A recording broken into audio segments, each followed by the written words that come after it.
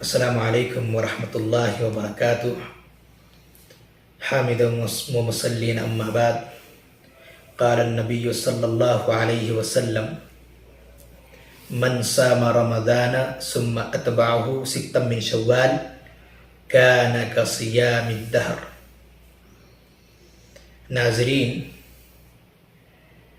رمضان المبارک کا مہینہ آیا اور بڑی ہی سرعت اور تیزی کے ساتھ یہ مبارک مہینہ ہم سے رخصت ہو گیا۔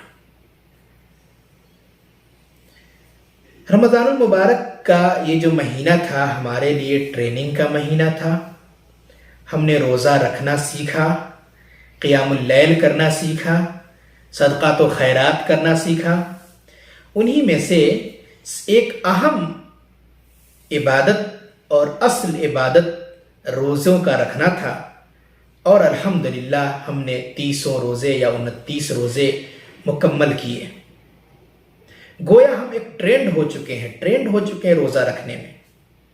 آئندہ اگر ہمیں روزہ رکھنے کی ضرورت پیش آئے یا شریعت ہمیں حکم دے تو ہمارے لیے کوئی پریشانی کا سبب نہیں ہونا چاہیے۔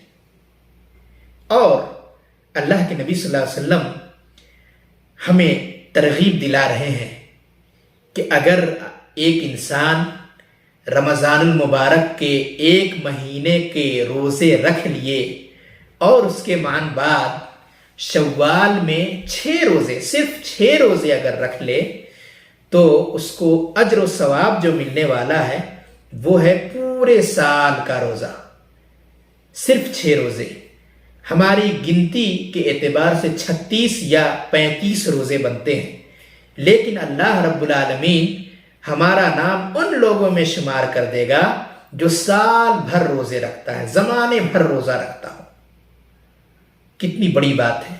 یہ ہمارے نبی صلی اللہ علیہ وسلم کی امت کی خصوصیت ہے، امت محمدیہ کی خصوصیت ہے کہ عبادات کم اور اس کے اجر اور ثواب زیادہ ہے۔ اللہ کے نبی صلی اللہ علیہ وسلم جیسا کہ فرما رہے ہیں، جو شخص رمضان المبارک کے روزے رکھے اور اس کے بعد شوال کے 6 روزے رکھے تو کان کصیام الدہر، گویا وہ زمانے بھر روزے دار رہا۔ یہ روزے بہت ہی اہمیت کے حامل ہیں، اس کے بہت سارے فوائد ہیں۔ ان میں سے چند آپ کے سامنے پیش کر دوں۔ پہلی بات تو یہ ہے کہ یہ عین اللہ کے نبی صلی اللہ علیہ وسلم کی اتباع اور سنت ہے، کیونکہ اللہ کے نبی صلی اللہ علیہ وسلم ہمیں حکم دے رہے ہیں کہ رمضان المبارک کے بعد 6 روزے رکھنا ہے، اور ہم اس کی اتباع کرتے ہوئے، نبی صلی اللہ علیہ وسلم کی پیروی کرتے ہوئے ہم 6 روزے رکھ رہے ہیں۔ یہ سب سے بڑی بات ہے کہ اللہ رب العالمین ہمیں اتباع نبوی کی توفیق بخش رہا ہے۔ اسی طریقے سے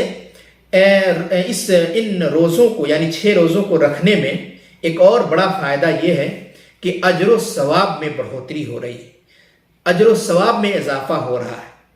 اور اسی طریقے سے اس کے فوائد میں سے ایک فائدہ یہ آپ کو سمجھ میں آئے گا کہ فرض روزوں میں اگر ہمارے کمی رہ گئی ہو، ہم نے فرض روزے رکھے 30 یا 29 روزے ہم نے رکھے ہیں، اور بحیثیت انسان یا بشریت کے ہم میں کوئی کوتاہی رہ گئی ہو فرض کی ادائیگی میں، یا جو اللہ رب العالمین کو جس طریقے کا روزہ پسند ہے اس میں ہم نے کوتاہی کر دی ہے، تو اللہ رب العالمین ان نفل روزوں کو فرض کے برابر یا فرض میں جو کمی ہوگی اس میں اللہ رب العالمین بڑھوتری کر دے گا۔ اور ایک اور فائدہ یہ ہے کہ اللہ رب العالمین حسن عمل کی توفیق دیتا ہے۔ یہ کیسے؟ آپ غور کیجئے کہ رمضان المبارک میں آپ کے ساتھ کتنے لوگوں نے روزے رکھے ہیں، تو آپ کہیں گے تقریباً 99% یا 95% لوگوں نے ہمارے ساتھ رمضان المبارک کے روزے رکھے، لیکن شوال کے کتنے رکھے؟ تو شوال کے چند لوگ ہیں، یعنی چند لوگوں کو اللہ رب العالمین منتخب کرتا ہے اور یہ توفیق دیتا ہے، حسن عمل کی، اچھے عمل کی توفیق دیتا ہے، اور لوگ روزے رکھتے ہیں۔ تو یہ بہت بڑی بات ہے کہ کسی کو اللہ رب العالمین اس کی توفیق دے دے۔ اسی طریقے سے اس کی فضیلت پر غور کیا جائے تو ہمیں معلوم ہوگا کہ یہ عام نفلی روزے نہیں ہیں، بلکہ اس کا درجہ تو بالکل رمضان المبارک کے مہینے میں جو ہم نے 30 یا 29 روزے رکھے ہیں اس کے برابر ہیں، کیونکہ جب اس کو تقسیم کیا جاتا ہے یعنی ضرب دیا جاتا ہے تو ایک سال کیسے بنتے ہیں؟ 36 روزے، یعنی رمضان المبارک کے روزے اور شوال کے روزے کو ملانے کے بعد ایک سال کے روزے داروں میں ہمارا نام جو آتا ہے اس روزے کی بدولت۔ گویا یہ روزے عام روزوں کی طرح نہیں ہے بلکہ فرض کے برابر کا درجہ رکھتا ہے۔ اور ایک اہم فائدہ بتلاتا چلوں، کسی عمل کی قبولیت کے لیے ایک نشانی ہے، ایک علامت ہے کہ اسے آدمی مسلسل کرتا رہے۔ گویا ہم رمضان المبارک میں ایک ماہ روزے رکھے ہیں، اس کے بعد مزید اللہ رب العالمین اس کی توفیق دے رہا ہے، گویا اس بات کی طرف اشارہ ہے کہ ہمارے رمضان المبارک کے یہ روزے اللہ رب العالمین کے ہاں شرف قبولیت سے نوازے گئے ہیں۔ تو یہ ایک علامت ہے، کیونکہ اگر اللہ رب العالمین کسی عمل کو پسند کرتا ہے، کسی عمل کو مقبول کرتا ہے، قبول کر لیتا ہے تو اسے مزید کرنے کی توفیق دیتا ہے، اور یہ مزید نوافل روزے رکھنے کی اگر ہمیں توفیق مل جائے تو یہ ہمارے لیے ایک علامت ہے، نشانی ہے کہ ہم نے ہمارے روزے جو رمضان میں رکھے ہیں اللہ رب العالمین نے قبول کر لیا۔ اللہ رب العالمین سے ہم دعا کرتے ہیں کہ تمام لوگوں کو ان 6 روزوں کو رکھنے کی توفیق بخشے۔ لیکن ایک سوال اب پیدا ہوتا ہے کہ ان روزوں کو رکھا کب جائے؟ حدیث کے الفاظ ہیں ستم من شوال، شوال کے 6 روزے۔ اب شوال یعنی رمضان المبارک کے معاً بعد کا جو مہینہ ہے وہ شوال کا مہینہ ہے، مہینہ 30 دنوں کا ہوتا ہے۔